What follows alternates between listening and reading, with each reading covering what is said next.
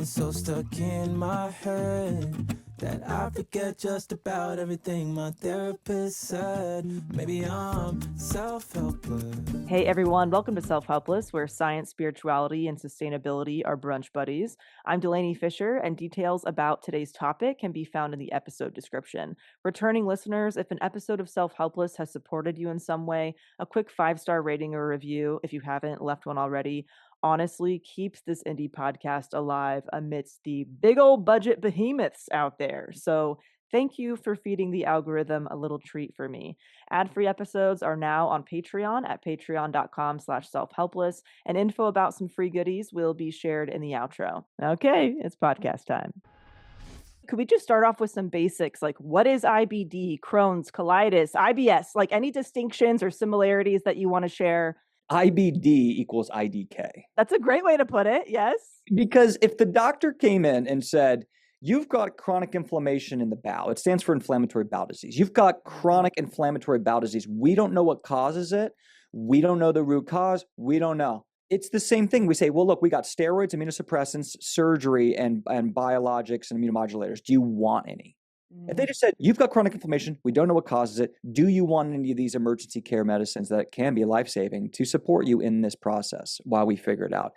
That would have been a lot better than, you've got Crohn's disease. We know what Crohn's disease is. Crohn's disease is when you have chronic inflammation in the bowel and it's chronic and there's nothing you can do about it. It's an incurable disease. It's kind of a runaround of saying we don't know. So What is IBD? I just jokingly say, I think, I've been to some of the biggest hospitals and saw so many different doctors, and they just said it's an incurable disease where there's chronic inflammation in the GI tract. Based on where that inflammation is, they will give it a different diagnosis. It could be Crohn's disease, which can be anywhere from the mouth to the anus. It's predominantly in the ileum or jejunum, duodenum, small intestine. It can also be widespread where it's colon and small intestine. Ulcerative colitis tends to be the large intestine. Your large intestine is about 7 to 8 feet long, depending on who you are. Your small intestine is 18 feet, 20 feet long. It's about anywhere from 25 to 28 feet, roughly, your GI tract. So where that inflammation is, they'll give that different subcategory of inflammatory bowel disease. And then you also have microscopic colitis, where they visually can't see the inflammation, but they find it under a microscope. So they diagnose you with lymphocytic colitis or some form of microscopic colitis. And then you also have pancolitis or proctitis, which can be different forms of IBD. So just about the severity and where they find the inflammation. What's interesting is a diagnosis is very subjective. You can get a diagnosis of IBS, and then the next year you can get a diagnosis of ulcerative colitis. And then the following year you can get a diagnosis of widespread Crohn's disease. I think some people might hear these things and just think, well, digestive issues, as a chronic illness, that seems less serious or less debilitating than maybe others. But you almost died from this. Could you share some of the pivotal moments that you personally experienced while you learned about and managed your own health along the way? Yeah, it's, I was first diagnosed with left-sided ulcerative colitis, then I was diagnosed with Crohn's disease, then I was diagnosed with ulcerative colitis with gastritis, and then I was diagnosed with widespread Crohn's disease by different doctors who had different opinions. Oh my gosh. Doctors are extremely valuable. They saved my life. So in my case, biologics, antiviral chemotherapy, antibiotics, and prednisone, they saved my life. But natural medicine gave me my life back.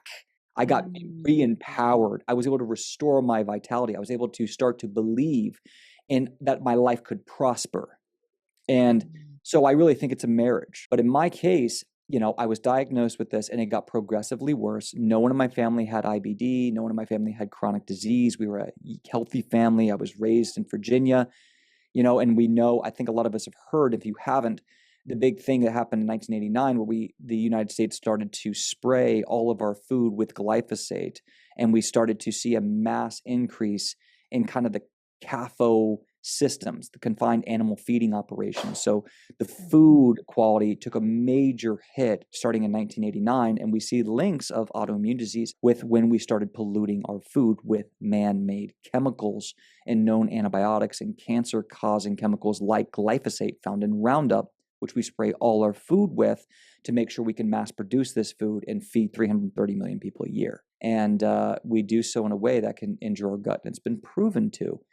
And so when I was getting sick, I was eating standard American diet without knowing. My parents didn't know better. I grew up on cereal. I grew up on Lunchables. I grew up on Capri Sun. I grew up on Gatorade. I grew up on McDonald's, Subway. I worked at Papa John's Pizza from 14 years old to 18 years old. Mm-hmm. I was only making $5.15 an hour. So what do you think I was eating every night? Right. Of course. Of course. Yeah, I was like, that's an hour of work. I'm not getting a Subway sandwich for $6.75. I'm eating Papa John's pizza because someone canceled their order and we already cooked it. And I was fine. And that's the thing about it. Food's only one aspect, but I was fine at 15, 16, 17. There was no IBD, IBS. But by the time I was 19, I started getting blood in the stool. By the time I was 22, I was diagnosed where it was really getting bad, had to go on prednisone, had to go on mesalamine. I finally told somebody what was happening. I was in college or I just graduated college type thing. And then by the time I was 26, on my 27th birthday, I was wheelchair bound for a couple of weeks. And then I had TPN feeding tube. I was on 200 milligrams of infused prednisone, Entyvio, methotrexate, 3 grams of Dilaudid, which is the strongest painkiller you can take. It's 7 times stronger than morphine, and 3 grams the most they can give to a person. And I went from 190 pounds, 185, 190 pounds down to 122 pounds and lost the ability to walk. Holy shit. Yeah, so I really went through it. I'm not here as like this anti-anything. I'm a kid. I'm a guy who grew up as a kid whose life was ripped away from him, from a middle-class family who knew nothing about this and went down the conventional side, who helped save my life, but there was a lot of missing links there. I went through a lot of pain and I didn't know why. And my parents didn't have it. They couldn't relate. They couldn't help. We spent about $30,000 in the first year as a middle-class family. And I got worse. I didn't get better. I got worse. Yeah. So by the end of that 30 grand, I was even more sick. And I had been on prednisone for years. I'd been on antibiotics for years. I had terrible reactions to 6-MP. I'd been on mesalamine for years. Failed on diets, failed on supplements, read everything Dr. Google told me to do, tried it all, made my own homemade yogurt, took, ingested hookworms to try to beat it. I made, I would go on fasts and bone broths and very restricted diets, and I just lose weight and the symptoms would come right back. And the doctors told me none of that mattered. The doctors were telling me to get my colon removed through surgery, and I'm 26 years old. I knew myself as a healthy person. I think a lot of people can relate. It's like, and not all of us. My heart really goes out to people who are, 6 years old, 8 years old, 12 years old, who haven't had an experience as an adult being healthy. I was lucky enough that I started getting sick at 19, where I knew what it was like to be a strong, athletic male who did not connect with being a sick person. And I'm kind of a stubborn guy by nature. The teachers had a hard time with me. Okay. And that's not always served me in life, but it did serve me on this doctor is going to identify me, going to put a chronic disease on my forehead, and I have to accept it for life. The stubbornness really helped me in that. I refused to identify as a sick person, even when I couldn't walk. Oh my gosh. I got diagnosed with IBS when I was 15 and ended up being homeschooled basically because of my digestive issues. And we ended up finding out that I had an overgrowth of candida. So we were very grateful to that doctor to finally have some kind of answer. But I was then put on antibiotics, and that only made me sicker. So it wasn't until I started working with a holistic practitioner who helped me with different food swaps and reduce stress, restore the, good bacteria in my gut, all of that. That's when I actually got better. So I agree. I think there's a place for, both Western and Eastern medicine. And I wish merging those more often was the norm when getting a diagnosis and treatment plan. It would just be a lot easier if these things didn't feel so severed. Now that you've been through it, how do you approach discernment now? I mean, let's say somebody is kind of in a certain situation where they're getting a lot of different opinions. What are some kind of core things that they can focus on? The number one answer is elusive and it's hard, and that's why it's true. I realized that to do something hard, the answer must be hard. If the answer was comfortable, you would have already done it. Yeah. We're all kind of searching for MPS, Magic Protocol Syndrome. And you have to realize if you are saying I'm getting a lot of conflicting information, the problem is how that conflicting information is swaying your decision. I was hearing people to only eat bananas with the fruitarian diet, or just do raw vegan, or just do elemental. And I was hearing the camp of you need to be carnivore or keto or strict AIP, autoimmune. And so what I realized is the problem wasn't what everyone was saying. The problem is I didn't have conviction on what was right for me. So how do I build conviction? I need to strengthen my intuition, and I need to be able to control the variables at which I try. And so the number one thing you have to do is you have to become the answer. The answer can't be outside of you. I journaled every single day what I ate, what I did, and how my body responded to that. And I only cooked what I ate for like at least 90 days or longer, 120 days. I journaled for like 185 days straight. Every symptom, everything I did, everything I tried, I'd move forward 3 days and say, you're going to do this on day 3. So it wasn't like I had to do this for the rest of my life. It's like, what am I doing this week? Yeah. What's my daily blueprint? I stress tested them with my journaling, with my meditation, with my breath work, and harnessing what my focus was saying, what my variables were saying, what my intuition was saying. And I just kept moving and tweaking and reading. I read 3 to 4 hours a day. I implemented every single day. I looked at what everyone was saying. I customized that to me, and I finally got results. But the whole time I was in a place of, I got to get happy before I get healthy. I've got to be the answer. I can't find the answer. I have to build my answer.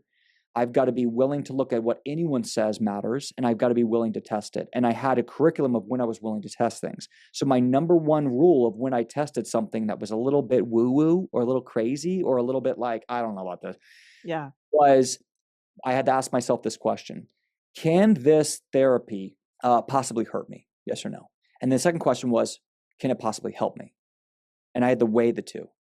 And then I had to say, is it something can I afford? And can this therapy work in conjunction with other things I feel is working? I didn't try to find the answer. I built my answer. When you do that, I guarantee you're going to get some W's. You're trying to climb Mount Everest instead of just trying to get to that part of the mountain. I wanted to get my freedom back. My goal wasn't to be on a strict diet so I could cure Crohn's and colitis. My goal was to get down to 2 to 3 normal bowel movements without blood.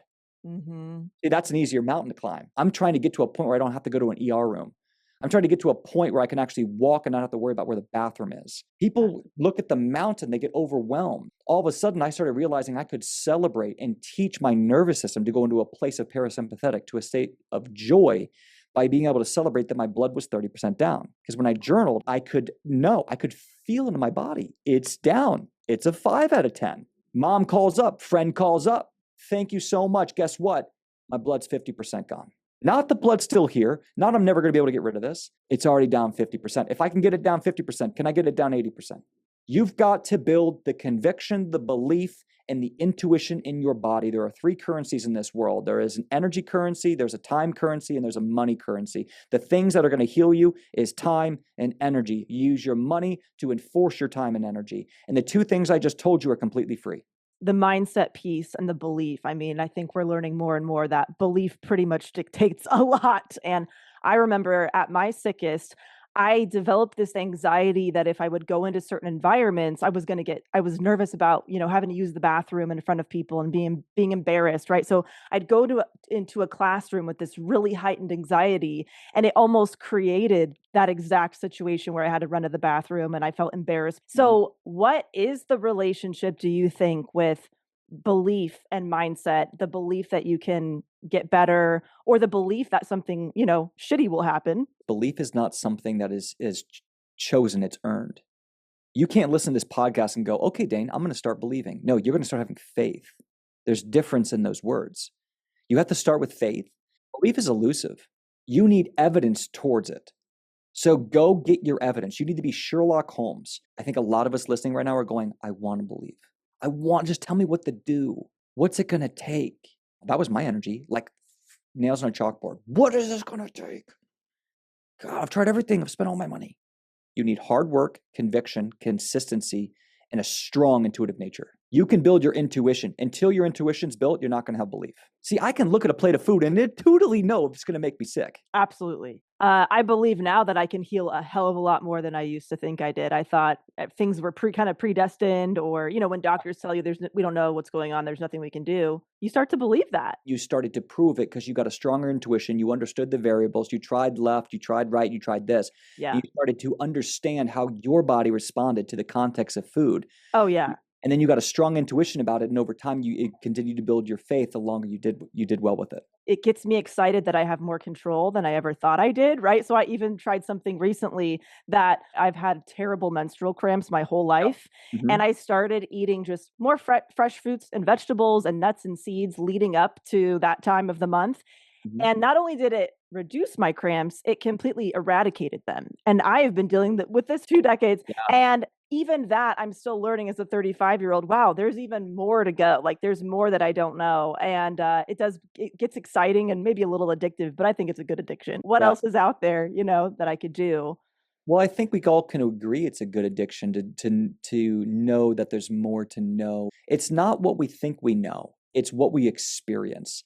Curiosity. That's just a way to live life that increases gratitude and increases patience, and it allows it to be okay if you hit a speed bump. I use the word speed bump because is a lot easier on my soul to say failed or flare or reaction.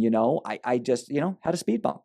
We had a tough day. That's okay. Everyone's going to have one. There's no perfect recipe, but it's the pursuit of happiness. It's the pursuit of health that is our right and makes life beautiful. And when you go through a hard time and you get something better, you can help others. I was like, show me the numbers, show me the stats, show me the diet. I needed to know macros. I was a weightlifting guy and a fitness guy. So when I started in healing, what naturally made sense to me is I'm going to have this many calories. I'm going to have this much protein. I'm going to get rid of polysaccharides. That made sense to me. Okay, let's get rid of complex carbs. Let's focus on simple carbohydrate. Let's get rid of seed oil. Let's get rid of gluten. That makes sense. I'm seeing enough clinical evidence, and it did help, but it didn't get me all the way.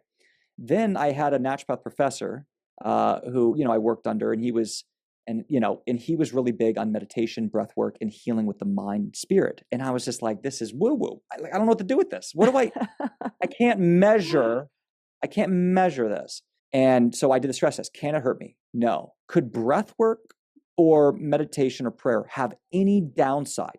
You can pray to Kermit the Frog. You can pray to North Star. Right. Okay. Because I was like, well, I don't have to pray to this religion. I can pray to any religion. Can this hurt me? No. Can it help me? Yes. I think it could help. It could help my nervous system. It could help with my pain and anger and resentment because I was so angry at life. How could you do this to me at 22 years old? I had everything to look for. I had so much resentment. Like a pooping blood disease, a colon disease. Are you kidding me? Like I wouldn't tell people. I was so ashamed and pooping my pants at 23 years old. Like, are you kidding me? I was so angry. And so I started changing the spirit. I started changing my mind. I started regulating the nervous system while I was doing the science, while I was doing the clinical, while I was trying to work on that. And I found that the more I did breath work and the more I laid up to some kind of higher power, the less celebration meals I called them, because I don't cheat, I celebrate. I believe in words really matter. Because I was really traumatized on like being on a diet and cheating on my diet. Like you can't eat that on AIP. You can't eat that on SED. You can't eat that on low FODMAP. And that used to drive me nuts because 3 weeks later, I'm like, oh my God, I'm so starving. I haven't had a carbohydrate in so long. And all my friends are eating this. And I really like gummy bears and donuts. That's all I ate growing up. And I realized that the more I did that eating was an emotional experience. And that I had to really rejuvenate my faith to stay like that. Or like when I gave up alcohol. I drank alcohol 4 days a week in college. So it was like, what? I mean, we beers with the boys. I went to school in South Carolina. Like that's all we did. Yeah. I really had to divorce Western world. So you gotta give your body some real time to deal with this. And until you've been really consistent and journaled in what you're doing for 3 or 4 weeks straight, you're not going to have any data.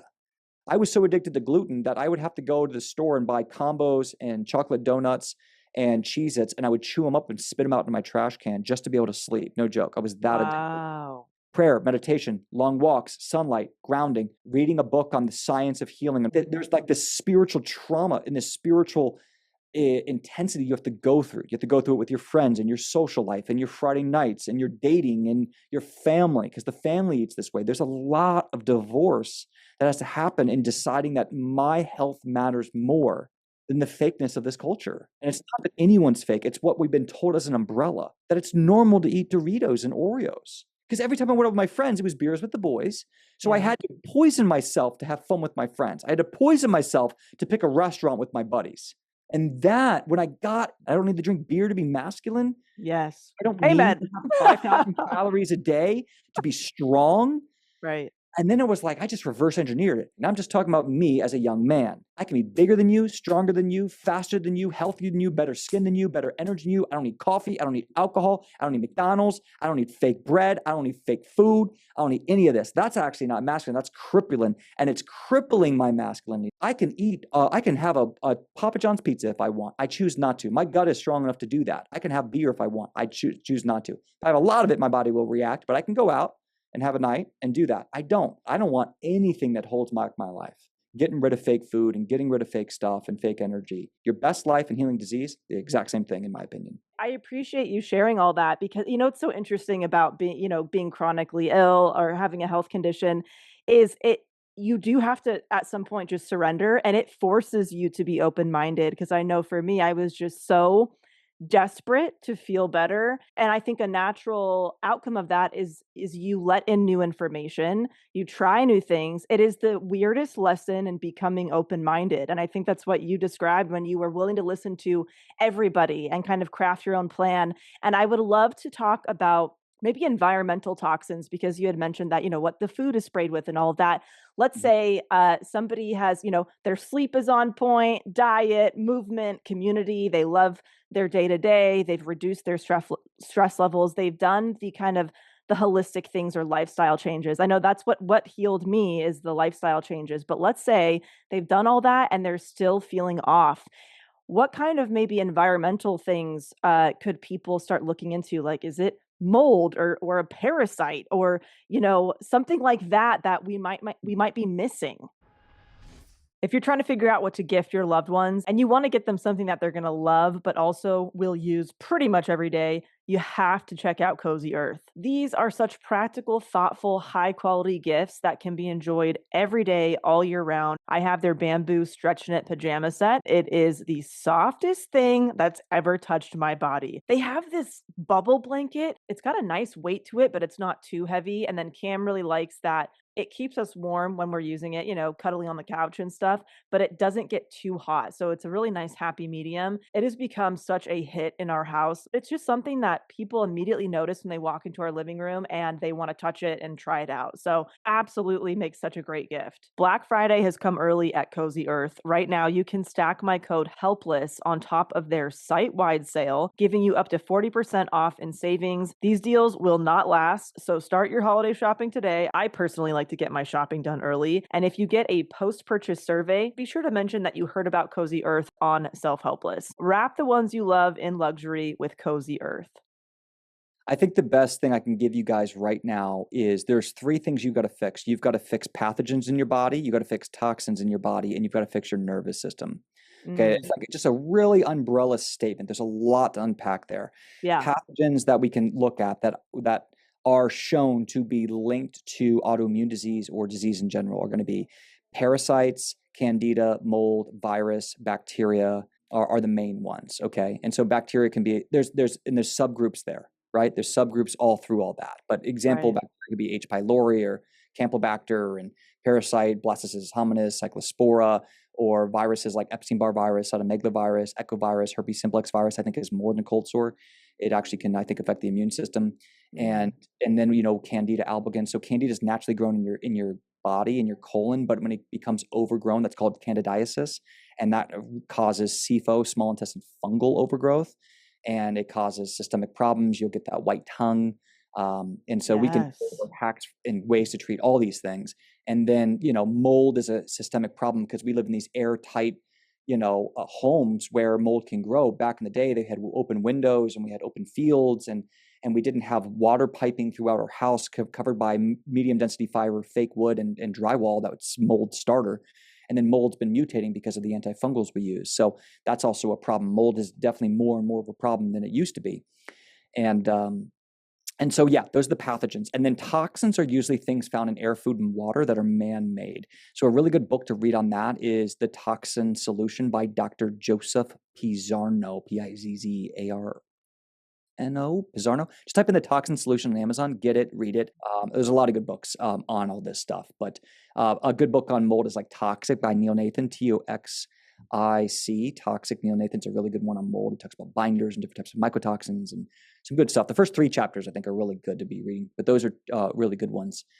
And so if we want to just hone in on toxins specifically, there's 2 sides of the toxin problem. There's the ability to eliminate toxins, and there's the ability to get rid of toxins exposure. So a lot of people, like we were dealing with a woman who had ulcerative colitis and got a colorectal cancer CRC diagnosis, and she had done a really good job getting rid of toxins in her life. Health and beauty products, products are toxic. Getting rid of health and beauty products, they call them HABA, can be that example. Or microplastics is an example. And so microplastics are everywhere. And a side note with microplastics, I think they're a big problem with inflammatory bowel disease and gut issues, is right before I was diagnosed with ulcerative colitis, I had been using Invisalign for about 13 or 14 months straight. Oh, interesting. Plastic in my mouth that I'm chewing on night and day and swallowing, and that it's degrading over the month until I get the new retainer. And I'm swallowing that all day long. I think Invisalign is toxic. I think and whatever gets into your gums gets into your microbiome and your bloodstream, guys. Yeah. So you can be real careful with what you put in your mouth, right? So heating up plastics, keeping any hot container in plastics, BPA and other types of things found in microplastics are highly contaminated, highly inflammatory to the gut lining, and I think are linked to autoimmune disease and cellular dysfunction. So microplastics, and then you can look at old houses from before 1970 have PCBs, polychlorinated biphenyls, where it's in the paint, and the paint also has lead. Certain types of heavy metals like that can be a problem. And we see an increase in heavy metals is directly implicated with a weakened microbiome, especially lead, cadmium, and mercury, I think are three, and arsenic. You have to watch out for those four. Yeah. I did a speaking engagement with Cellcore last year. I spoke to about 2,000 doctors on this. And when we were looking at the clinical research, we saw heavy metals. Those four specific heavy metals directly implicated the terrain of the microbiome, same with microplastics. And then chemicals in your food. So air can be like, chemtrails from the planes or from the cars living in major cities, or just things gassing off. And so air quality can be a big problem, and what gets into your air affects your nervous system, affects your lungs, affects you systemically, gets in your bloodstream. What you put on your skin also goes into the blood, so types of lotion, beauty products. Right. So we can talk about my top ones to get rid of these things, but you just need to be aware, okay? Everything that man has touched has put chemicals in it that are not natural for the body and end up having some kind of convenience tax and hurtful experience on the human body. So municipal water has been shown to have high amounts of hormones from women peeing out birth control. Crazy. Oh my God. Microplastics, heavy metals, chlorine. Chlorine kills bacteria. That's what it does. You're drinking chlorine, that's killing your microbiome. Okay. And the microbiome is angelic. It's not something that you just restore. It's as unique as a thumbprint. It changes every single day, and it consciously communicates with every single cell in your body. It directly implicates your ability to have normal hormones. If you don't have normal hormones, you don't have a normal gut. I can almost guarantee you. Mm-hmm. And so whether it's low T or estrogen issues or progesterone issues, especially with women who are getting pregnant, we see that problem over and over. You got to fix the root issues in the gut. And it's very hard to fix. And it takes time, like a year, 2 years of hard work to really fix the gut. So the big problem with toxins, you have to understand, is all of them do one big thing, one big takeaway. They destroy the natural divine terrain of the microbiome. They inhibit the growth of bifidobacterium and lactobacillus and other keystone microbiota like Akkermansia mucin which is mucus lover, and it protects the gut lining and helps with leaky gut and helps to regulate cytokine reactions, immune system reactions. Big fancy words that the chemicals in food and air and water hurt your natural human microbiome that protects you.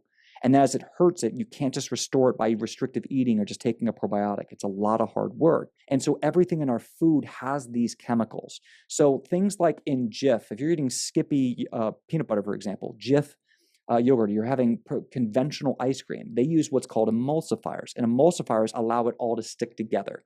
Okay. Mm-hmm. You ever seen like an organic peanut butter and it's got that fat at the top? And like that oil, you got to stir. Yep. The reason is because it doesn't have emulsifiers. Right. When you add emulsifiers like polysorbate 80, it helps to hold things together, commonly found in ice creams and nut butters and things like that. Well, these emulsifiers have been clinically shown. You can look at the research of polysorbate 80. They've been clinically shown to help to reduce or eliminate the mucous membrane on the gut lining. So it acts like a dishwashing detergent, destroying the very fabric of what protects your gut lining. It literally scrubs it away. Scrubs it away. And when you scrub it away, you have more cytokine reaction. You have any kind of foods are more likely to get in the bloodstream. You have more toxins can get into the gut. It causes leaky gut. Leaky gut is where the barrier of your gut that protects what's inside your body from what's inside the gut, that barrier gets destroyed. And once that's destroyed, food particles can leak in, increasing food sensitivity. Endotoxins, lipopolysaccharides can leak into the bloodstream, causing antibody reaction, increasing chances of all disease, cancer, autoimmune disease, all of it, dementia, all of it.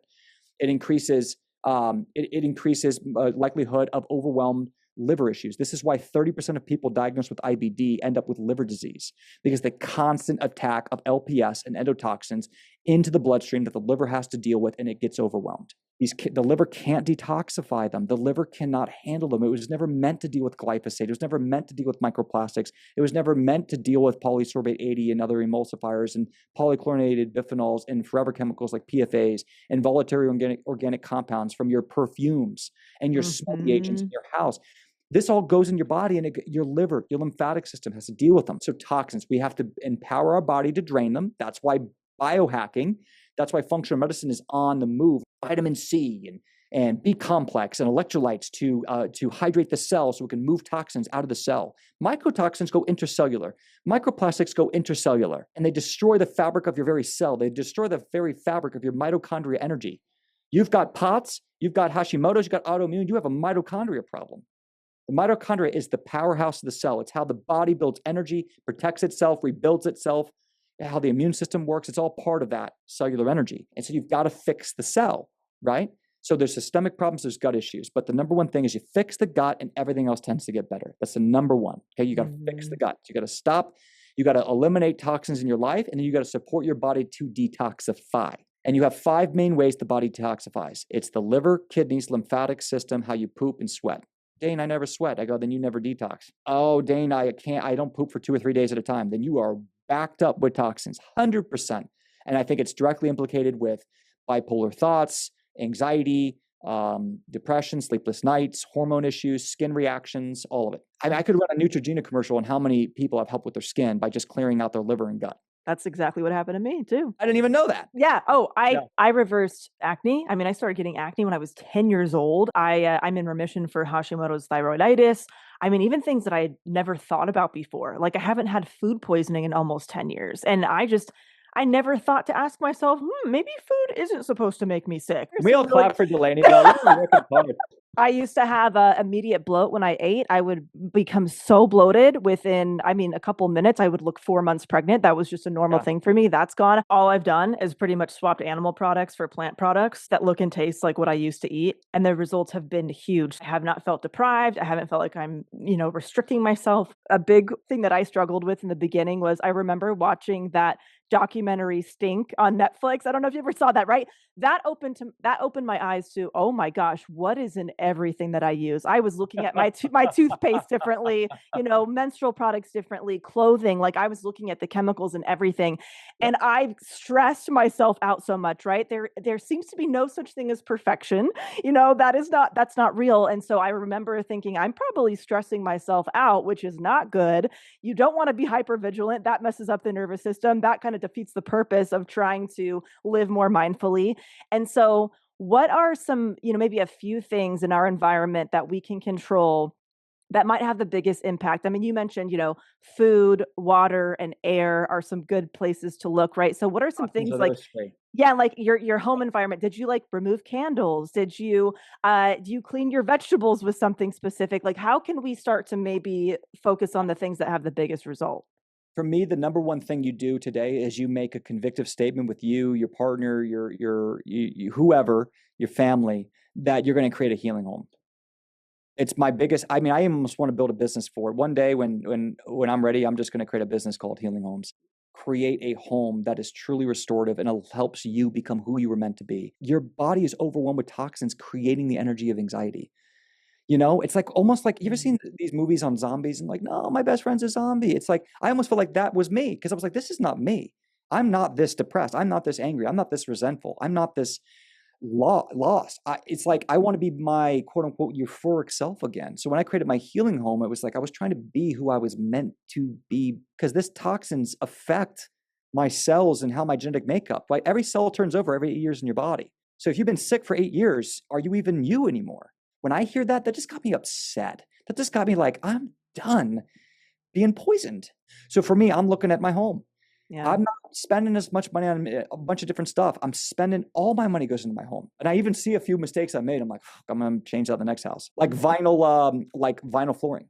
I got rid of carpet flooring. We added vinyl, but vinyl has PFAs and it gases off. And I'm like, all right, it's going to cost me like $1 zillion to put hardwood in here, and I just spent all this money on it, so I'd be aware of that.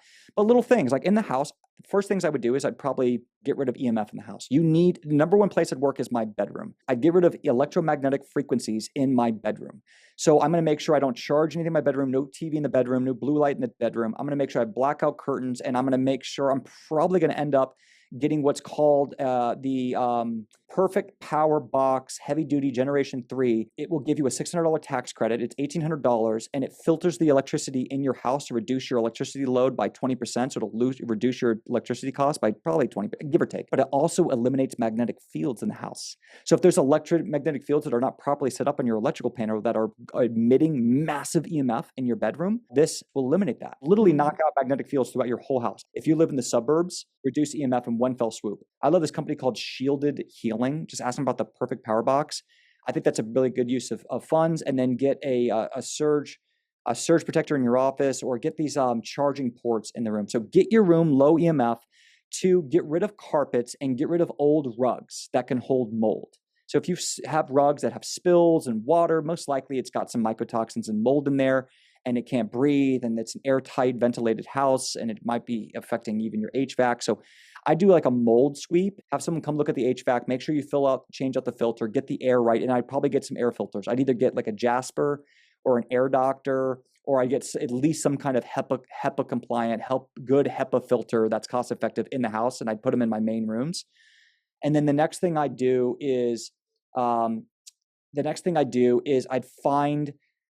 get really specific about eating more at home. I mean, we eat a lot of home cooked meals. I'd get more home cooked meals. I'd use distilled water and baking soda to clean all my berries, especially in the fruit. And I would limit my eating out to like date night, and then I would just spend more of that money, because I'm not really big on spending more money. I'm big on reducing money here and moving it over here.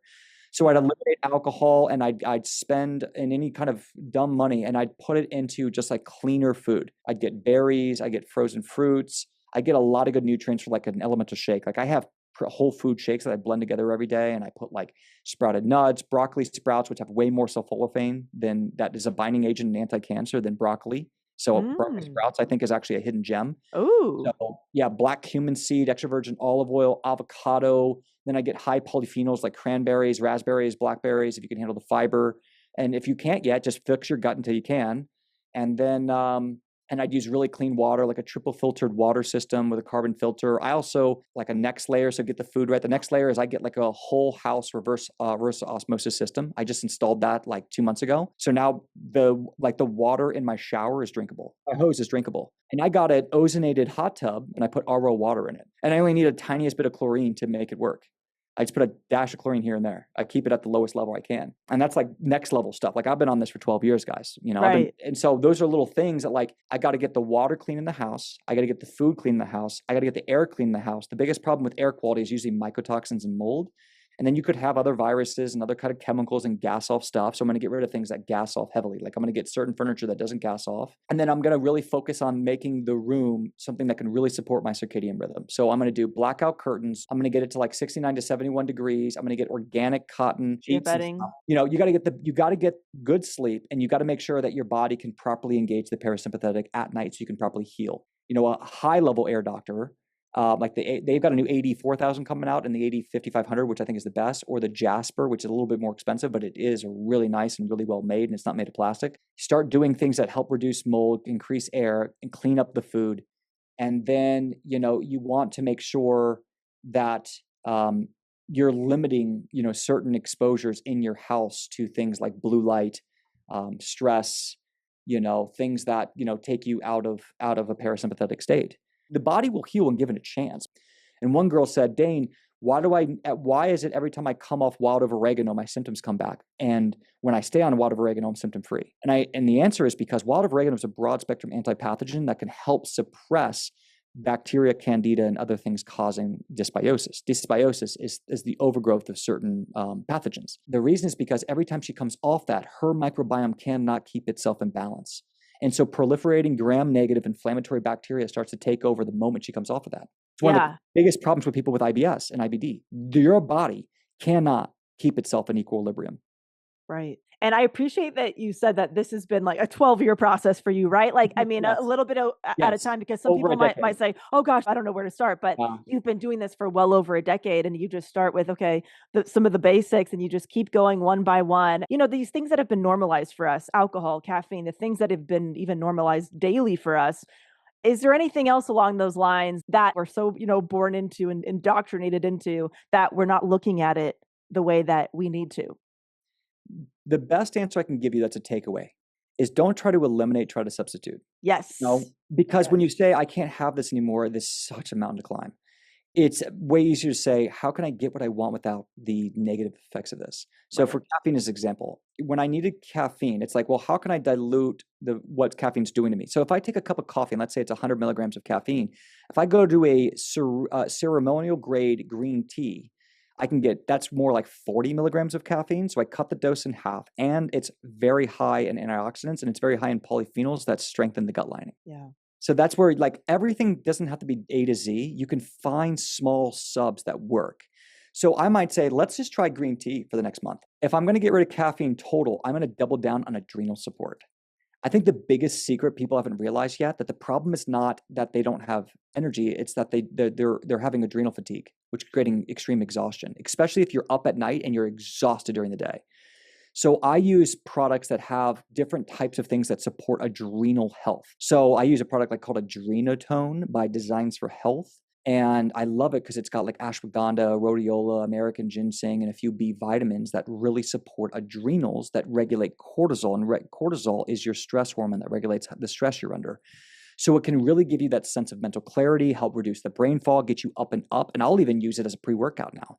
So if I've got a big workout, I'm going to go run or something like that, I'm going to have a lot of adrenal support. And I'm also going to have a lot of mitochondria support. Doses of L-carnitine and D-ribose, which are two hidden gems for cellular health, but also give you a feeling like caffeine. I love a good swap. Swap Yes. it out. Look at D-ribose and L-carnitine and get some adrenal support.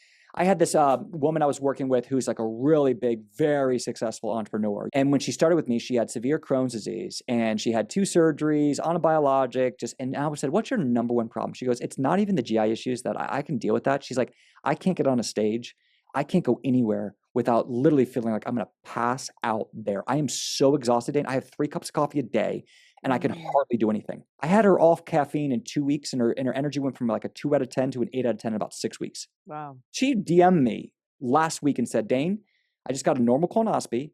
I'm no longer on medications. I've been symptom-free for 2.5 years, and I don't drink coffee. Sub it out. And Sub it out. I love it doesn't have to be accessible. When you're low on resources, get resourceful. There's a lot of things out there, and I'm looking to build things that are more cost effective.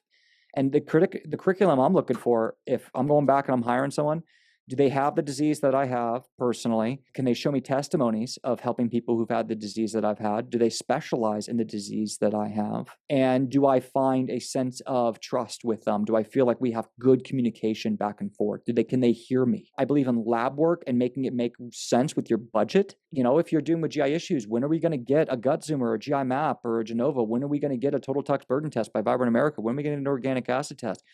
What can we get through an insurance with your doctor? Your CMB with your CMP and CBC with iron and your vitamin D and your antibody panel and your RBC magnesium and all these different things that we can look at, your ALT and AST and maybe your C4A to see if mold's a problem in driving chronic inflammatory response syndrome, CIRS. And so there's a lot you can learn. And when you learn it, you're going to become self-empowered. So don't get overwhelmed by just trying to extract the hack from today's podcast. Take this information and go, wow, there's so much I can become empowered to do that's going to change my life and everyone I love's lives. And let me be the catalyst to that, because I can give you a few hacks today and, cost-effective hacks, hot teas. Tea. I love my tea time. Yes. Tea. It's the biggest thing. I can get adrenal support, mucosal healers, anti-inflammatories, mitochondria production. I can get things that help reduce gastritis, ulcerations, all through tea. I can get digestive bitters. I can get liver support. I can get kidney support, all through tea. And it's cheap. And so it's just like little hacks, like oxygenate your body, do deep breath work for 30 minutes because you'll have more oxygen in your bloodstream than before. There's a lot of stuff that's free. Ground, sunlight, breath, hot teas. Love that. Dane, where can people find you and your work and all that good stuff? With me, when you get a free 1-hour session. We're going to deep dive in your case and get to know you. There's no hassle. There's no gimmicks. There's no tricks. There's no pushiness. We want to get you a plan. We need a plan, and we want it to work. It needs to be customized to you. 98% of our clients have been diagnosed with some form of inflammatory bowel disease. And so you can find us at CrohnsColitisLifestyle.com. We're on Instagram. We're on YouTube. One foot in front of the other. Don't try to do it quickly. Just change your life. Be healthy, wise, and thrive. Thanks for hanging out with Self-Helpless. Feel free to share this with someone who could use it, and you can binge related conversations linked in the show notes. Ad-free episodes are now available on Patreon, and because I'm practically allergic to social media, the best way to get notified about new episodes is to subscribe wherever you get your podcasts, or join the email list at selfhelplesspodcast.com, where you will also find some free goodies like a watch and read list and the quote buffet. All right, love you big time, and thank you so much.